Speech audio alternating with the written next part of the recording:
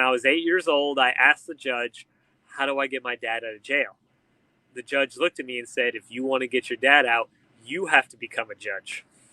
And so I started studying about the law.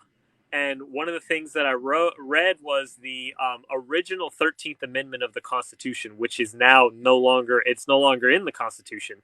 But the original 13th Amendment says that an attorney or a lawyer cannot hold any public office. It's illegal for attorney to work. And basically, I explained in my paperwork that everybody in the courtroom has a financial interest in this case, and that it's actually, and why is that? Because they take your bonds and all the case and they trade them on their private stock market, and then you can actually look up the trades of those bonds using what's called a CUSIP report. It stands for the Committee of Uniform Security Identification Procedure. Whoa, 1 second. You're saying when you go to jail, you're in jail or prison that you're traded like a stock? Is that what you just said or no? Yes, and they use your social security number to create those bonds. I can prove it too because I have my father's CUSIP report. So I have the report of how much they traded it for. They traded it for $7.42 billion over the 15 years that he was in prison.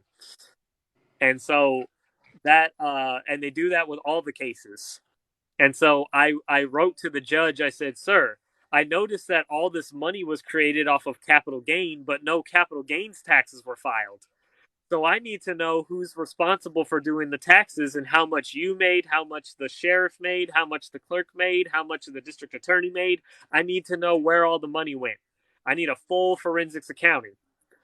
And when I did that, I gave all the paperwork to the clerk and I said, I need you to please give this to the judge so he can read it.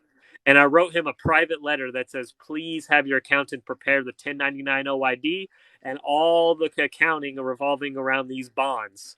And she's like, you want to give, she had never had anybody ask her to give anything to the judge. And I was like, yes, if you could please do that. And she said, okay. And she was real sweet. She went to the back, gave the judge the paperwork, and then the clerk opened up the door. And then I said, excuse me, ma'am, are you the clerk of the court? She said, yes, I am. I say, I need you to please take this. And I gave her a letter that said the same thing. Dear clerk, please prepare the accounting for these bonds. And her eyes got real big and she waddled her fat butt to the back of the courtroom as fast as she could and gave the judge